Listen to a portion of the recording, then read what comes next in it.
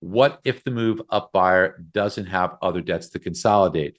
Todd, that's a great point. This strategy that we illustrated today for them would not be applicable.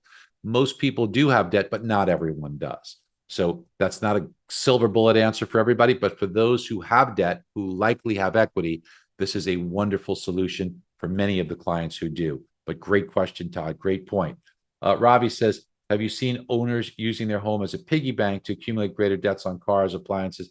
Yeah, we have certainly seen that. And that's why they have that equity. It's trapped in their home. If you've got credit cards, you're paying 25%. Why wouldn't you free up that equity in your home and pay off those credit cards and then get the new one? And then Mary says the house has to appraise for the sales price. Yes, it does. But because of the strength in the housing market, we are seeing those comps come in. And remember, if you're talking about a bid over ask, that's roughly, in the previous example, we showed 1% to 2% greater. Almost all the appraisals are coming in for that. That's great. And thank you for the Jonathan, the great stuff, as well as George. Thank you, thank you, thank you. And Doug, yes, that was the year became a realtor, and you've seen some good times then. Can you show the book once more, please? Yes, I would love to. It's actually behind me, Money in the Streets. But let me show you that slide one more time. And there it is. Money in the Streets is the #1 bestseller that I was able to, thanks to you guys, make a #1 bestseller. And right, it is really about finding opportunity that is out there everywhere. It's a really good feel-good book, but it is really a playbook for life. A lot of lessons learned that I share, and people really do seem to enjoy it. And here is the QR code, or you could just go to I am Barry Habib if you want any of those reels on Instagram. Let's take a quick look on this right here to see if I missed any. And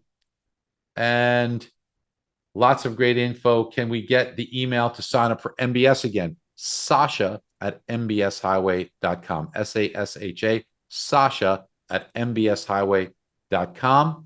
And can we get a copy of the slides? Jennifer, in MBS Highway are a lot of these slides there, but those are for MBS Highway. And Shannon, thank you. George, thank you. Where do I get AMB? Not sure about that one, George, where AMB is. Steve, thank you. And Patricia, thank you. Jeremiah put up the Sasha at MBS Highway, and you are correct. We'll email it out as well. And 3 takeaways that Sarah is putting on there. Continue providing valuable market updates. Yes, you are correct. And thank you very much for doing that. And great information, great information, great information. Problem with paying off debt, they'll keep spending and back up in debt. So, Gary, here's the thing. I understand what you're saying, but that would be like a doctor telling a patient, you know what, you shouldn't quit smoking because you'll only go back to it. You shouldn't lose weight because you'll only might put weight back. Look, you want to give people a fighting chance and you want to improve it. One of the first sales lessons that I've learned was that the objections tend to sometimes be in our own minds.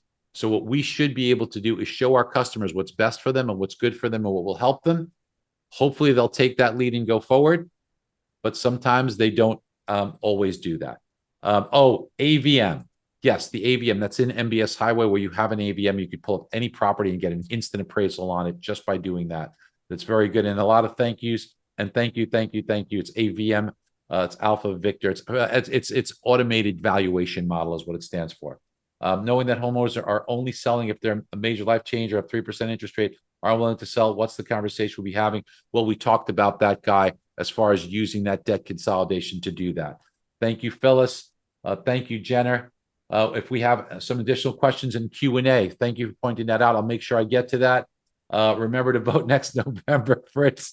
Yes, always important to vote. I know there's a lot. Thank you for the great information. You guys are so sweet and nice. I love you guys. Thank you.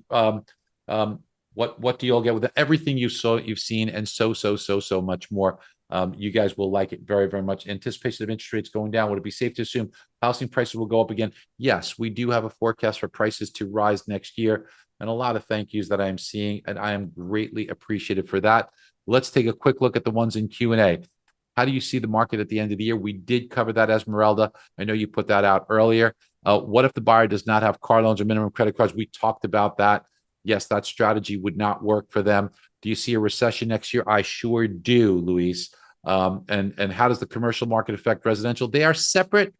I am not as favorable looking on the commercial market, Luis. And the reason because that is, before the pandemic, people were typically working at the office, and now there's less need for office space, but that is at the same time that, remember, the great thing about the residential real estate market is you have 30-year fixed rate mortgages.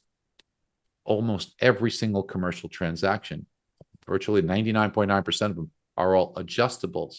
So as those adjust, now they might be 1 year, 3 year, 5 year adjustables, but as they adjust, the payments are going to be significantly higher because of what the Fed did. When that occurs, puts a lot of pressure on owners of commercial properties because A, their payments are gone up, and B, their receivables have gone down because of less demand for their space.